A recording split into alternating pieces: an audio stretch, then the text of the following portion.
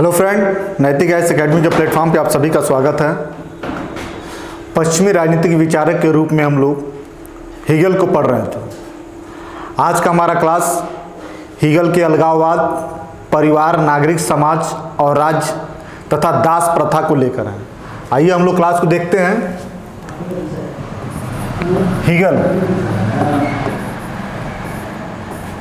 Hegel का जो पहला विचार है अलगाववाद,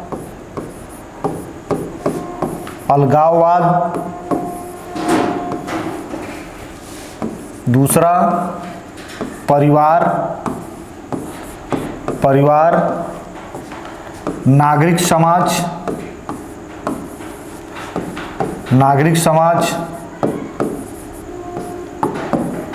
राज्य, और जो तीसरा विचार है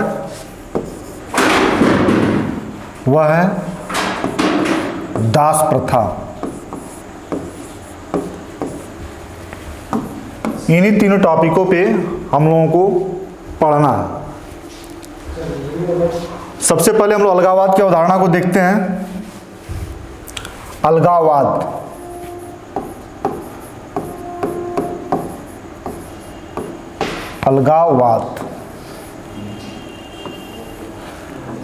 की अवधारणा को देखते समय हम लोग मार्क्स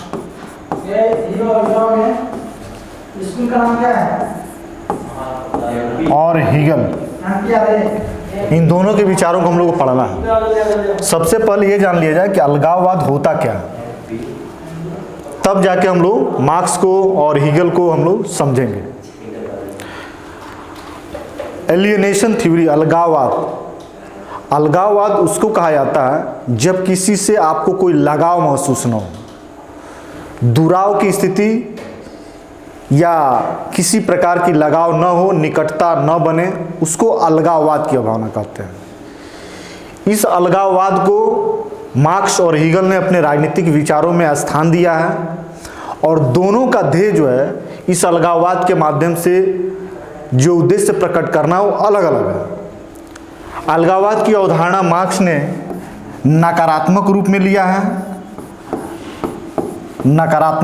लिया है और हीगल ने अलगाववाद को सकारात्मक रूप में लिया है। शब्द एक ही है लेकिन दोनों ने अपने विचारों में इसका स्थान अलग अलग रूपों में लिया है। मार्क्स को कहा जाता है कि मार्क्स जो है हीगल के राजनीतिक विचारों का बहुत बड़ा ऋणी है और हीगल का ज़्यादा जो प्रभाव है वो मार्क्स के ऊपर भी पड़ा। और मार्क्स ने अपने पुस्तक में इस बात का उल्लेख भी किया है कि हीगल अपने सर के बल खड़ा था और हमने उसे पैर के बल खड़ा कर दिया। कि हीगल जो भी अवधारणा दिया है बिल्कुल उल्टा अवधारणा दिया है, उसको इसने सीधा करके दिया है। तो अलगाववाद की अवधारणा हीगल ने जो दिया है उसके जस्ट अपोजिट में मार्क्स ने दिया है। अब मार्क्स ने क्या दिया है कि मार्क्स ने अलगाववाद की जो सिद्धांत दिया वह पूंजीवादी व्यवस्था में, जो पूंजीवादी व्यवस्था है, यह पूंजीवादी व्यवस्था, मार्क्स ने जब पूंजीवादी व्यवस्था की व्याख्या कर रहा था तो इस पूंजीवादी व्यवस्था में जो अमानवीय घटनाएं हैं या पूंजीवाद की जो अमानवीय स्वरूप है, पूंजीवाद की अमानवीय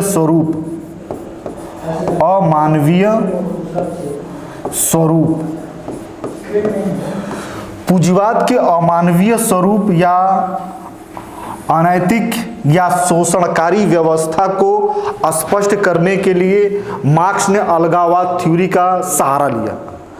और मार्क्स ने यह कहा कि पूंजीवादी व्यवस्था में जो श्रमिक वर्ग है उसमें और पूंजीवादी दोनों में अलगाववाद की भावना उत्पन्न होगी। यह अलगाववाद कैसे होगा? जैसे जो पूंजीवाद है अपने उत्पादन को बहुत तीव्र गति से वृद्धि करने के लिए श्रमिकों को एक वस्तु की तरह इस्तेमाल करेगा। और श्रमिक जब किसी कार्य को करेंगे तो उस कार्य को करने में अपनत्व महसूस नहीं होगा, बल्कि उसमें क्या होगा, विद्रोह की भावना उत्पन्न हो जाएगी। तो पूंजीवाद के विनाश का मुख्य कारण इसने बनाया था कि पूंजीवाद में अलगाववाद की भावना निहित है। इसी अलगाववाद भावना के कारण पूंजीवाद अपने आप में क्या हो जाएगा, नष्ट हो जाएगा और समाप्त हो जाएगा। लेकिन जो हीगल है यह बिल्कुल इसके अपोजिट अवधारणा देता है, और हीगल ये बताता है कि मनुष्य अपने विकास की प्रक्रियाओं में अलगाव की भिन्न भिन्न अवस्थाओं को पार करके उत्तरोत्तर विकास करेगा। यदि मनुष्य अपनी चेतना के माध्यम से जो विकास करता है, अपने विचारों के माध्यम से जो तरक्की करता है, उस तरक्की में अलगाव की विभिन्न अवस्थाएं उसके सामने आएंगी। ऐसा कुछ भी नहीं है कि बिना अलगाव के वह तरक्की कर सके। इसमें क्या है कि विकास के लिए अलगाव जरूरी है। अलगाव क्या है? क्योंकि विकास कैसे होगा, मनुष्य की चेतना और विचार के माध्यम से होगा, और यह चेतना विभिन्न अलगाव की जो अवस्थाएं होंगी उसी को पार करके उत्तरोत्तर विकास करेगा, अपना समृद्ध विकास करेगा। अब वो कैसे करेगा इसको हम लोग जरा देखते हैं। इसने कई सारे उदाहरण बताए हैं कि अलगाववाद कैसे आएगा, और उस अलगाववाद मनुष्य की विकास की स्वाभाविक प्रक्रिया में अलगाव एक अनिवार्य तत्व है। बिना अलगाव के मनुष्य अपना विकास नहीं कर सकता है। उसे विकास करने के लिए अलगाव जैसे समस्याओं का सामना करना ही पड़ेगा। बिना अलगाव को अपना विकास नहीं कर सकता है। इसका उदाहरण इसने दिया कि जो परिवार होता है,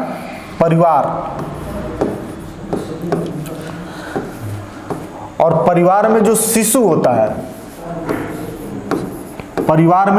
होता है, वो अपने शिशु से जब बाल्य अवस्था में जाता है, बाल्यावस्था में, तो अलगाव का वह सामना करता है, अलगाव का सामना करता है। बिना अलगाव का सामना किए वह शिशु अवस्था से बाल्य अवस्था में प्रवेश नहीं कर सकता है। उसने बताया कि परिवार में जो बच्चे होते हैं, उस बच्चे का अपने माता पिता भाई बहन के साथ बहुत अटूट लगाव होता है, और इस लगाव के कारण वह ऐसे संबंधों में बड़ा रहता है कि वह बिल्कुल उससे अलग रह के अपने को अस्तित्व में नहीं रख सकता है। ऐसी स्थिति में वह लगाव महसूस करता है। जैसे वह शिशु से बाल्यावस्था में प्रवेश करता है तो वह व्यक्ति अपने परिवार से अलग हटके अन्य व्यक्तियों के साथ सामाजिक संबंध बनाता है, और एक युवती के साथ जो रिश्ते बनाते हैं, जो रिश्ते का आधार प्रेम होता है, वह प्रेम परिवार के माता पिता के प्रेम से अलग होता है। और यह संबंध जो युवक युवतियों का संबंध होता है, किशोरावस्था की जो संबंध होता है, वह परिवार के माता पिता के प्रेम को और लगाव को समाप्त करता है, और समाज में एक नए संबंधों को क्या करता है, वह निर्माण करता है। तो इस तरीके से परिवार में पहले शिशु लगाव महसूस करता है, और जैसे शिशु अवस्था से बाल्यावस्था में जाता है तो उसको अलगाव का सामना करना पड़ता है। फिर अन्य सदस्यों के साथ क्या करता है, वह लगाव महसूस करता है। तो लगाव अलगाव इस प्रक्रिया से गुजरते हुए वह अपना क्या करता है, विकास करता है। तो अलगाव होना एक स्वाभाविक विकास की एक स्वाभाविक प्रक्रिया है। इसके बिना कोई विकास नहीं कर सकता है, जिसको हीगल ने परिवार में शिशु अवस्था से बाल्यावस्था में प्रवेश करने को बात को लेकर एक उदाहरण प्रस्तुत किया। अब उसने यह बात जो है, जब सामाजिक जीवन में कोई व्यक्ति जीता है तो कला और कौशल का एक उदाहरण देता है।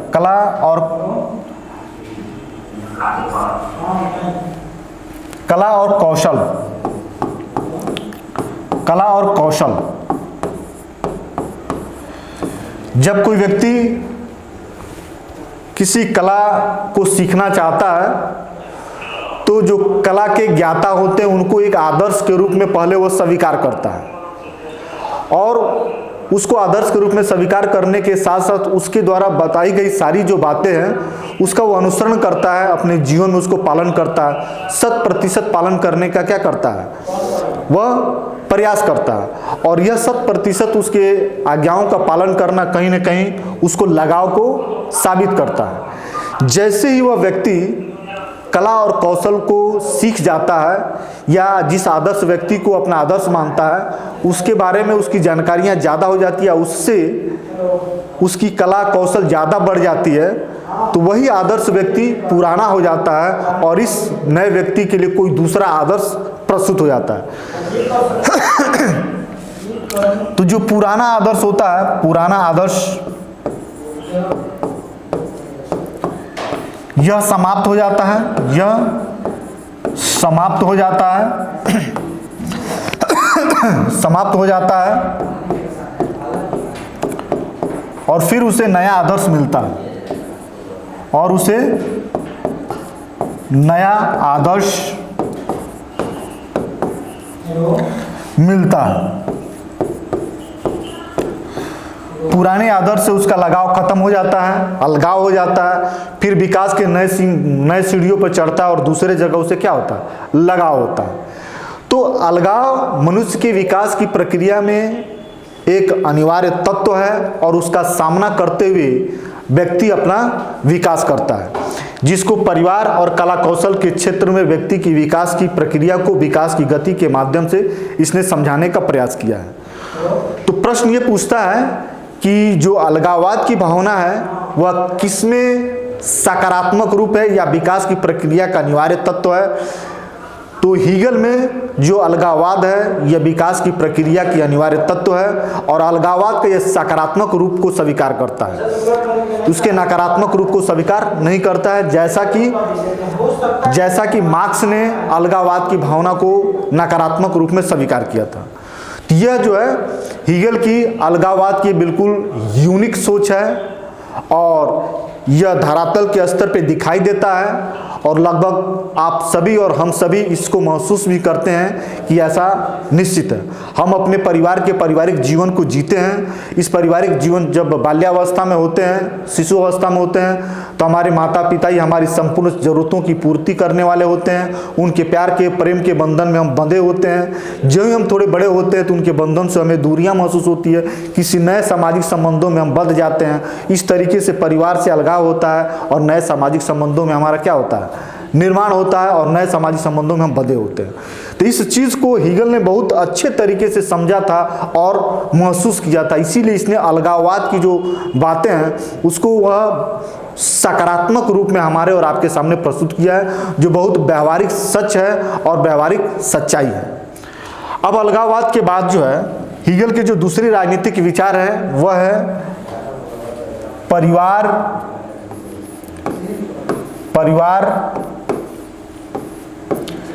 नागरिक समाज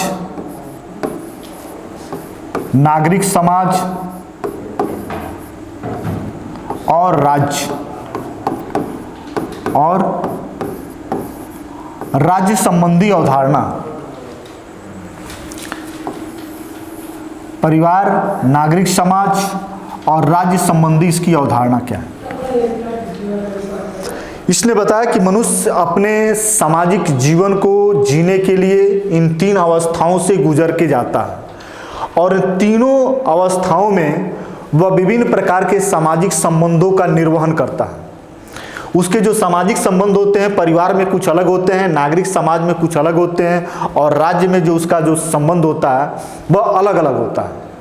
इन्हीं बातों को वह स्पष्ट करना चाहता अपने विचारों से। तो सबसे पहले वह बताता कि जो परिवार है यह कैसा संगठन है। तो उसने बताया कि जो परिवार है परमार्थ पे आधारित संगठन है। परमार्थ पर आधारित संगठन है। परमार्थ पे आधारित संगठन। परमार्थ का मतलब यह होता है कि जो परिवार होता है और परिवार के जो सदस्य होते हैं वह एक दूसरे के साथ निस्वार्थ भाव से जुड़े होते हैं। एक दूसरे का जो सहयोग करते हैं परिवार के सदस्य अपने सदस्यों के साथ जो संबंध का निर्वहन करते हैं उसमें किसी प्रकार का कोई स्वार्थ नहीं होता है, बिल्कुल निस्वार्थ भाव से एक दूसरे का सहयोग करते हैं, यहाँ तक कि वह अपनी जान की बाजी लगाकर दूसरे की जान को बचाने की भी क्षमता रखते हैं और इसका परिचय भी देते हैं। तो ये परमार्थ पे आधारित होता है परिवार का जो संगठन, और इस परमार्थ भाव से जो व्यक्ति बनता है उसका भावनात्मक विकास ज़्यादा होता है और इस परिवार में अटूट संबंध होते हैं। चूँकि निस्वार्थ भाव पे आधारित जो संबंध होते हैं उसमें छल और कपट की कोई गुंजाइश नहीं होती है और ना ही कोई सदस्य किसी दूसरे सदस्य को नुकसान पहुंचाने की कोशिश करता है, ना ऐसी सोच रखता है। इस स्थिति में परिवार काफ़ी जो है एक संगठित समुदाय होता है और इस संगठित और अनिवार्य समुदाय में व्यक्ति अपने जीवन का निर्वहन करता है। विशेषकर इस परिवार को उनकी ज़रूरत ज़्यादा होती है जो शिशु अवस्था में बालक होते हैं। माता पिता का निस्वार्थ प्रेम और सहयोग और त्याग जब उसे मिलता है तो उस बच्चे के आत्मिक और सामाजिक विकास में बहुत बड़ा योगदान और रोल होता है। इसीलिए परिवार व्यक्ति के लिए बहुत जरूरी होता है, जैसा कि हीगल ने माना है। अब अगला जो है नागरिक समाज। नागरिक समाज के बारे में इसने क्या कहा कि जो नागरिक समाज है, नागरिक समाज यह स्वार्थ और अहंकार पे आधारित है। स्वार्थ और अहंकार पर आधारित है।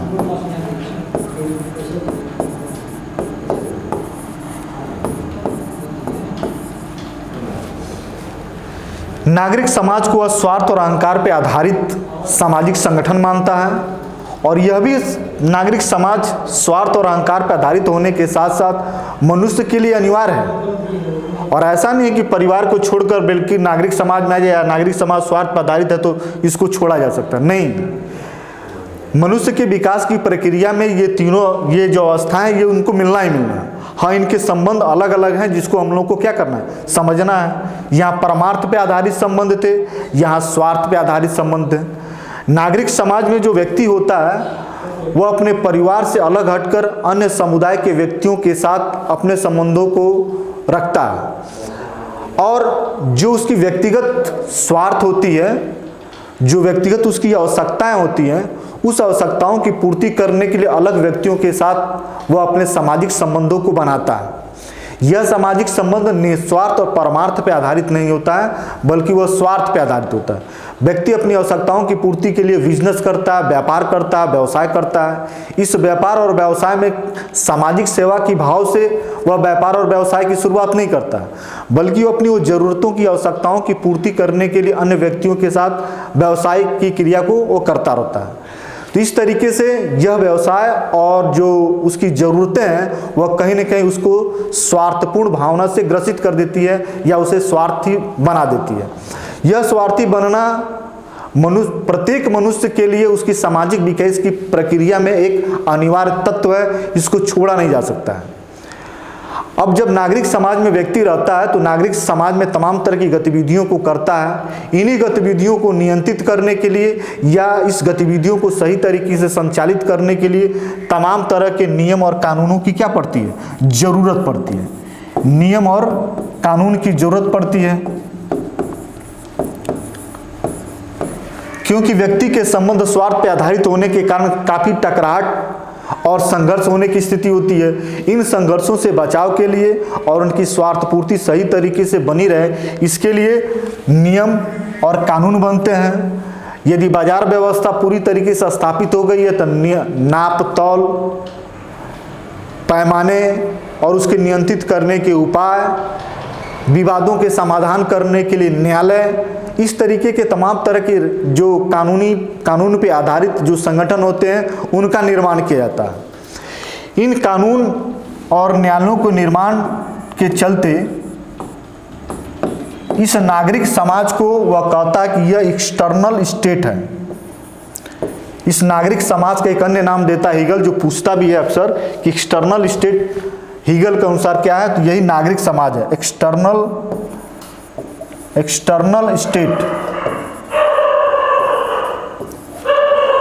नागरिक समाज को एक्सटर्नल स्टेट कहता है क्योंकि यहां नियम, कानून और न्यायालय की स्थापना हो गई रहती है। हीगल ने हाब्स, लॉक, रूसो के सामाजिक समझौता के माध्यम से जो समाज और राज्य में अंतर नहीं कर पाए थे, वहां ये अंतर करता है। जहां हाब्स, लॉक और रूसो ने सामाजिक समझौते के माध्यम से जो नागरिक समाज के उदय का कारण बताते हैं या उत्पत्ति बताते हैं, इसी नागरिक समाज को राज्य समझ लेते हैं। वह राज्य और समाज में अंतर नहीं करते हैं। लेकिन हीगल कहता है कि नागरिक समाज और राज्य में तमाम अंतर है। नागरिक समाज तो यह स्वार्थ पे आधारित व्यवस्था है, यह राज्य के कुछ रूपों को ग्रहण करता है। वास्तविक रूप से वह राज्य नहीं होता है। राज्य बनने के लिए कुछ अलग तत्वों की जरूरत होती है और उस राज्य में जो व्यक्ति की सामाजिक संबंध होते हैं वह बिल्कुल अलग होते हैं, ठीक है। और प्रत्येक संगठन में अलग अलग होते हैं। परिवार में अलग हुआ, नागरिक समाज में अलग हुआ और राज्य में अलग होगा। इसलिए राज्य और नागरिक समाज में अंतर है। लेकिन हाब्स, रूसो, लॉक ये नागरिक समाज और राज्य में अंतर नहीं करते हैं। समाज और राज्य को ये एक ही मानते हैं, क्योंकि इनको नागरिक समाज और राज्य के बीच का जो अंतर है, जो सामाजिक संबंधों के आधार पर जो अंतर है, इसको इन लोगों ने स्पष्ट नहीं किया था। तो इस आधार पे एक्सटर्नल स्टेट को ही हाब्स और रूसो ने राज्य का दर्जा दे दिया और हीगल जो है नागरिक समाज को एक्सटर्नल स्टेट बताते हुए इसे राज्य से अलग किया और राज्य के लिए जो सामाजिक संबंध है, जो सामाजिक संबंधों का आधार है, वो अलग अलग है, जिसको इसने राज्य की अवधारणा में दिया। अब हम लोग देखते हैं नागरिक समाज के बाद इसने राज्य के बारे में क्या कहा। राज्य,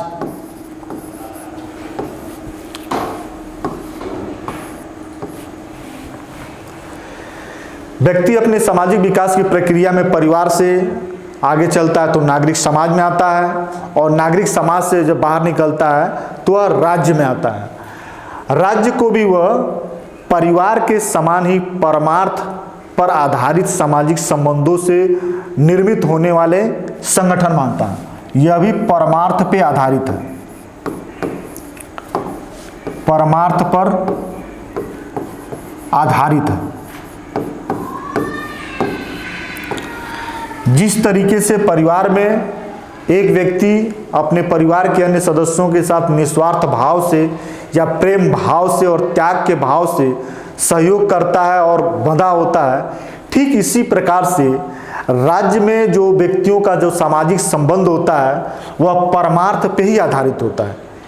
एक व्यक्ति दूसरे व्यक्ति के साथ इस तरीके के संबंधों को निर्वहन करता है कि वह स्वार्थ वाली संबंध नहीं होते हैं, बल्कि निस्वार्थ वाले संबंध होते हैं। कैसे होते हैं? जैसे जब राज्य में व्यक्ति आ जाता है तो स्वतः या स्वेच्छा से टैक्स देता है, स्वेच्छा से और स्वतः टैक्स देता है। दूसरी बात, सेना में मरने के लिए भर्ती होता है।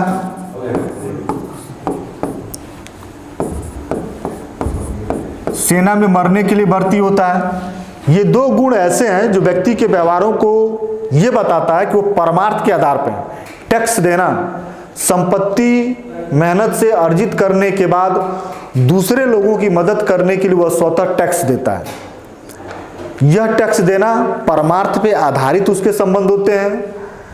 सेना में भर्ती होना, अपने प्राणों को बलिदान करके दूसरे की रक्षा करना या अपने राज्य की सीमाओं की रक्षा करना, यह भी परमार्थ पे आधारित ही भाव होते हैं।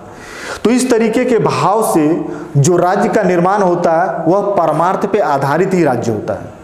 ठीक है, तो राज्य और परिवार परमार्थ पे आधारित होते हैं, निस्वार्थ भाव पे आधारित होते हैं।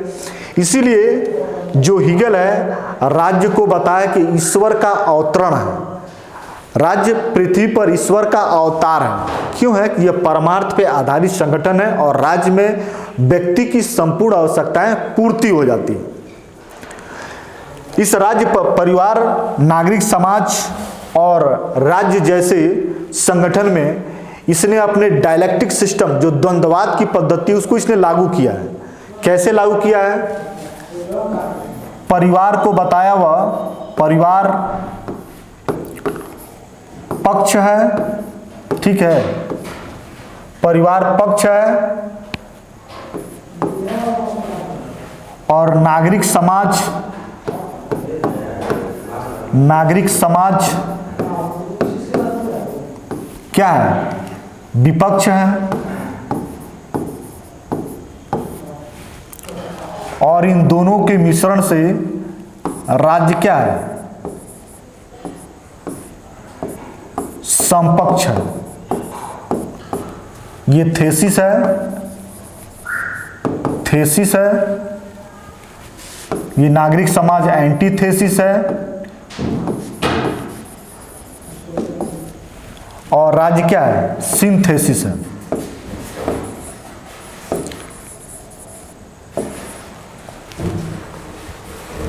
राज्य इसका थेसिस, एंटीथेसिस, सिंथेसिस किस सिद्धांत पे काम करता है कि कोई भी जब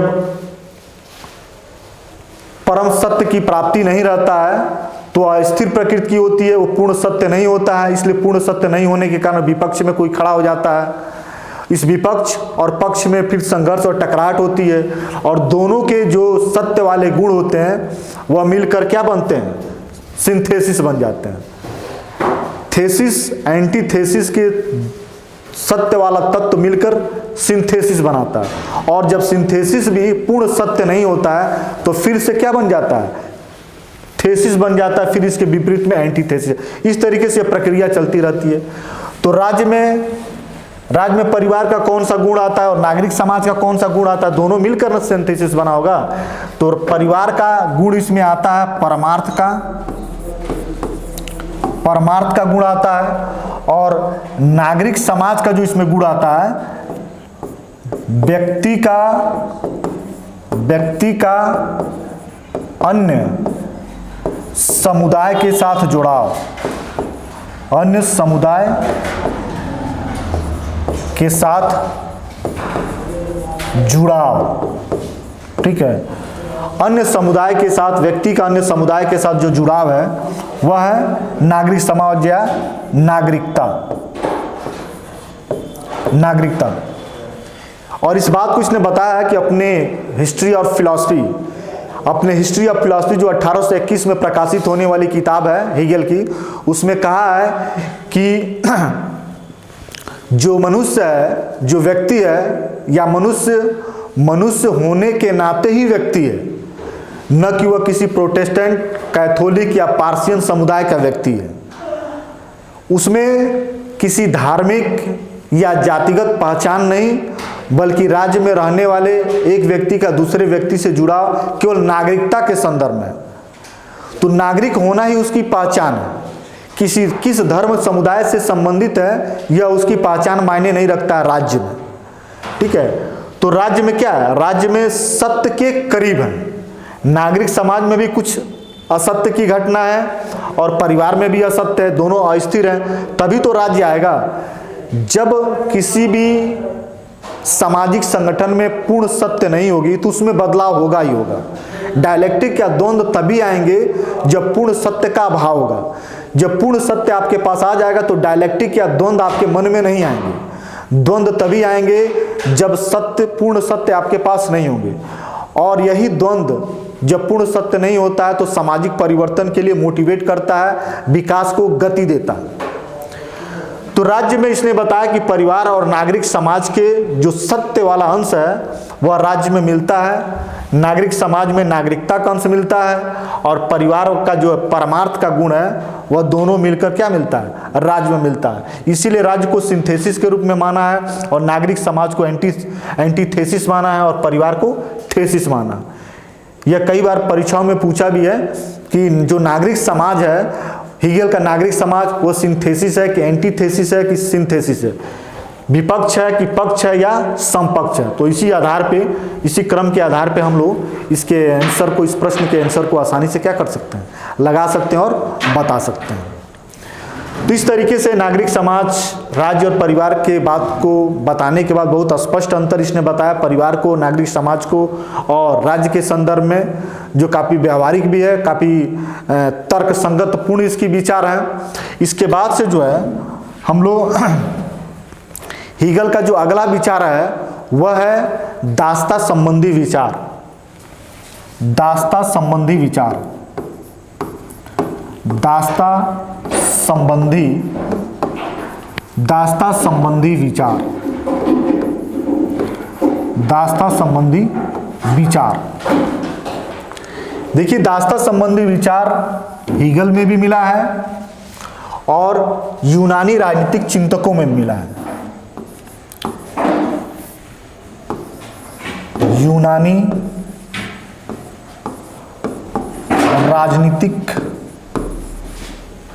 यूनानी राजनीतिक चिंतन, जिसमें विशेषकर अरस्तु का नाम आएगा। अरस्तु हैं, यूनानी राजनीतिक चिंतन अरस्तु है और दूसरा है हीगल।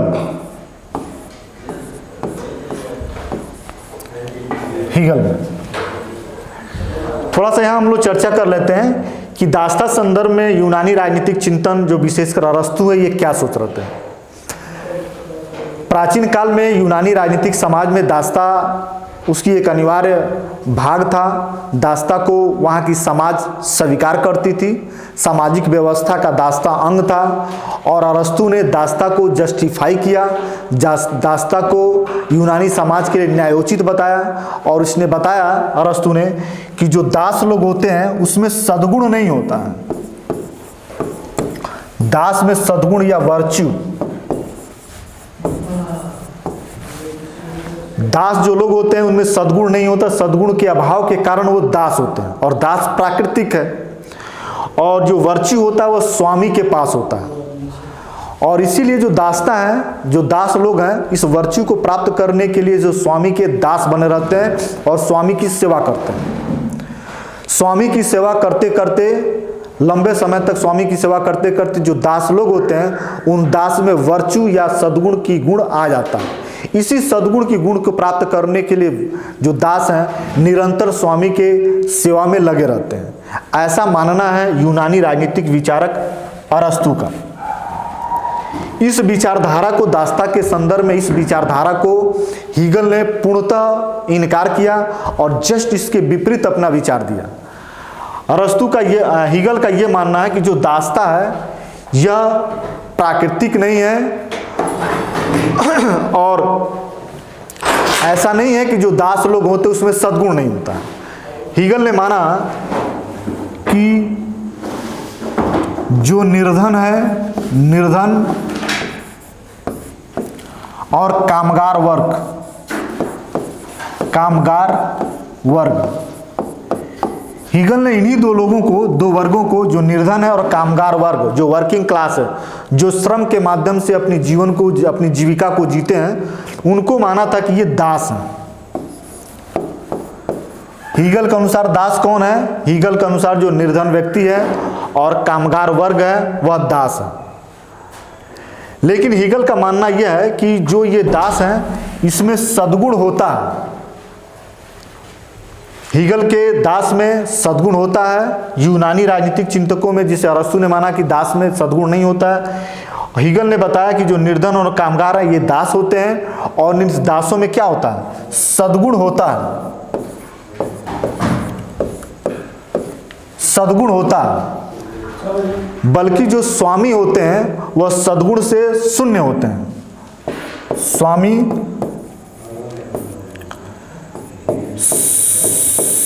सद्गुण से शून्य होते हैं। दास में सद्गुण होता है और स्वामी में सद्गुण नहीं होता है। इस बात को उसने अपने तर्क के माध्यम से प्रस्तुत किया है और बहुत इसका तर्क संगत प्रस्तुत होता है। इसको देख लिया जाए। कहा कि जो श्रमिक वर्ग है, जो दास है, अपने श्रम के माध्यम से 3 गुणों को अर्जित कर लेता है। चूंकि श्रमिक वर्ग श्रम के माध्यम से सद्गुण को अर्जित करता है और अपने श्रम के माध्यम से 3 गुणों को अर्जित करता है। जो दास है, दास अपने श्रम से सद्गुण अर्जित करता है। सद्गुण का मतलब वर्च्यू को अर्जित करता है।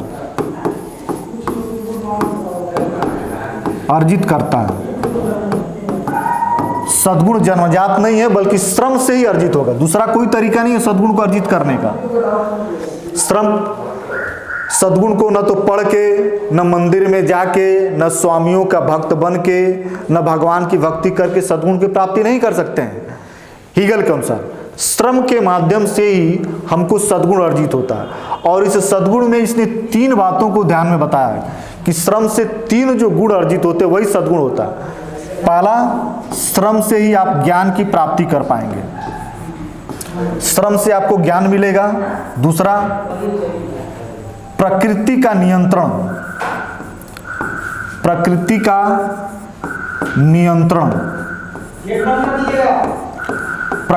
नियंत्रण भी श्रम के माध्यम से होगा। और तीसरा है आत्मसंयम।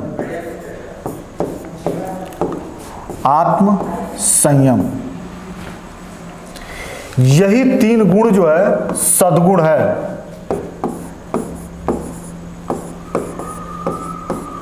चूंकि दास श्रम करता है और श्रम के माध्यम से ये गुण अर्जित हो जा सकता है, दूसरा और कोई कारण नहीं है इन गुणों को अर्जित करना। इन सद्गुणों को प्राप्त करने का दूसरा कोई तरीका नहीं है। चूंकि दास श्रम करता है तो श्रम करने के आधार पर ये तीनों सद्गुण उसके अंदर बनेंगे, मिलेंगे। जो स्वामी वर्ग होता है वह श्रम नहीं करता है, इसलिए श्रम नहीं करने के कारण ये जो सद्गुण है उसके अंदर नहीं बनते हैं, वह अर्जित नहीं कर पाता है। और इन सद्गुणों से क्या हो जाता है, इन सद्गुणों से वह वंचित हो जाता है और शून्य हो जाता है। 3 बातों के माध्यम से हीगल ने दासों के संदर्भ में जो अपना विचार रखा वह काफी तर्कसंगत है। और दास के प्रति जो यूनानी राजनीतिक विचारकों का जो विचार था कहीं पूर्णतः अमानवीय था, लेकिन इसमें अमानवीय के लक्षण नहीं है। ये पूरी तरह मानवता पर आधारित और तर्कसंगत क्या है, विचार है। इसने कहा कि स्वामी के पास जब सद्गुण होता ही नहीं है तो दासों को स्वामी के पास जाने की जरूरत ही नहीं है, वह तो सद्गुण विहीन होते हैं। सद्गुण तो दास के पास होता है। अब ये बताया कि वास्तव में जो दास क्यों होते हैं, सद्गुण होने के बावजूद भी दास ये क्यों बने रहते हैं, क्यों स्वामी दास नहीं बन जाते हैं, ये सद्गुण को प्राप्त करने के बाद ये दास स्वामी क्यों नहीं बन जाते हैं। इसका इसने कारण बताया।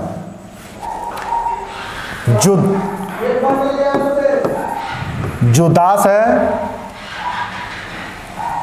और स्वामी, दास सद्गुणी होता है, ठीक है, इसकी विशेषता सद्गुणी है। और स्वामी सद्गुण विहीन होता है, सद्गुण विहीन होता है। इसके बावजूद भी दास बने रहते हैं और स्वामी बने रहते हैं। इसका मुख्य कारण है कि दास में भय पाया जाता है, इसमें भय नहीं पाया जाता है।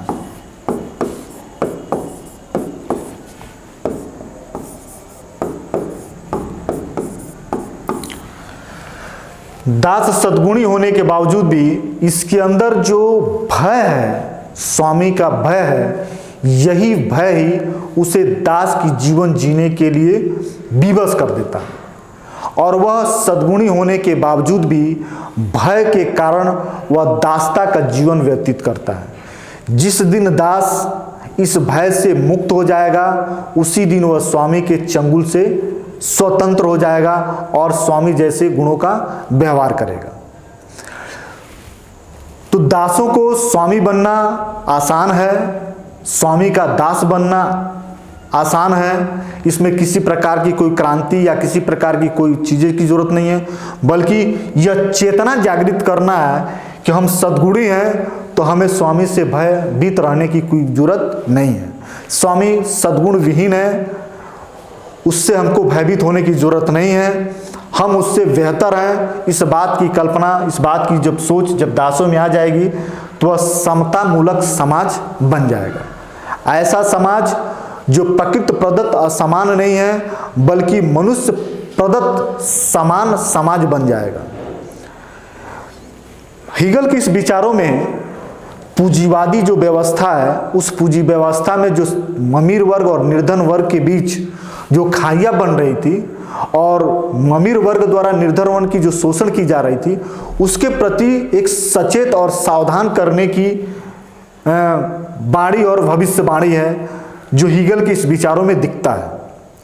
और पूंजीवादी व्यवस्था में निर्धनों की शोषण की जो प्रवृत्तियां थी उसको समाप्त करने की जो व्यवस्था है उसको हीगल ने अपने विचारों के माध्यम से दिया है। इस तरीके से जो मार्क्स है, मार्क्स के लिए जो वैचारिक समर्थन मिला निर्धनों को ताकत देने का, वह कहीं ना कहीं हीगल के इस विचारों से ही ग्रहण किया कि जो निर्धन है वह मन से ही गुलाम है, मन से जिस दिन शक्तिशाली हो जाए वह आज़ाद हो जाएगा।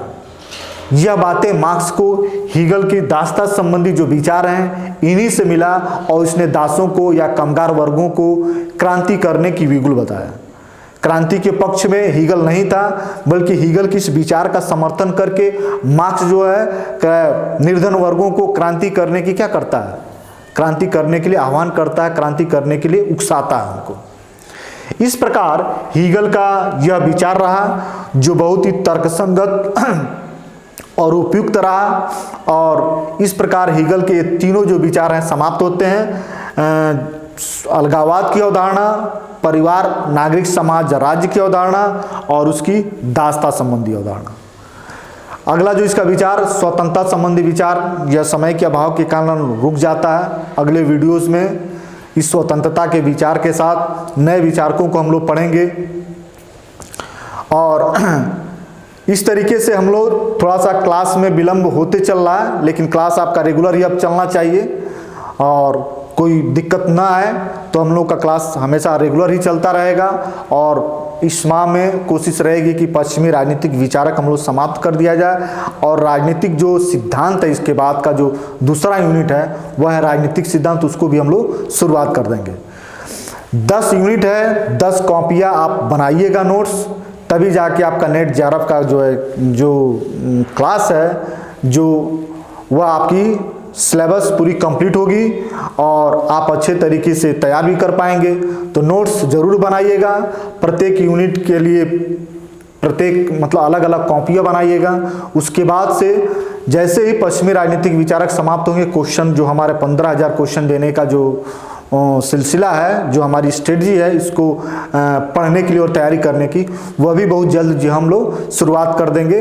थोड़ा सा क्लास को शुरुआत करने में या पहली बार हम लोग चूँकि पढ़ा रहे हैं तो बहुत सारी समस्याएं भी आ रही हैं। इन समस्याओं को देखते हुए क्लास को रेगुलर करना ही करना है और जो चीज़ें बचती जा रही हैं उसको धीरे धीरे हम लोग करते जाएंगे। जो हमने कह दिया है ये चीज़ हमको करना है वह चीज़ वह करना ही करना है। उससे हम हाँ थोड़ी सी लेट हो सकती है, विलम्ब हो सकती है, लेकिन उसको पूरा का पूरा हम करेंगे। ये नहीं है कि कह दिए कि 15,000 क्वेश्चन देंगे उसको क्वेश्चन नहीं कराएंगे या टेस्ट सीरीज नहीं कराएंगे, ऐसा कुछ नहीं हो सकता है। जब कहे हैं तो उसको निश्चित तौर से कराएंगे, यह हमारा पूरा का पूरा विश्वास है और पूरा का पूरा आपका भरोसा भी है। बस आशा यह रखना है कि आप इन क्लास को कंटिन्यू रखिए और बहुत अच्छे तरीके से गंभीरतापूर्वक इसकी तैयारी करते रहिए और आप हमें अपना रिजल्ट दीजिए। इन्हीं बातों के साथ आज का क्लास हम लोग समाप्त करते हैं। धन्यवाद।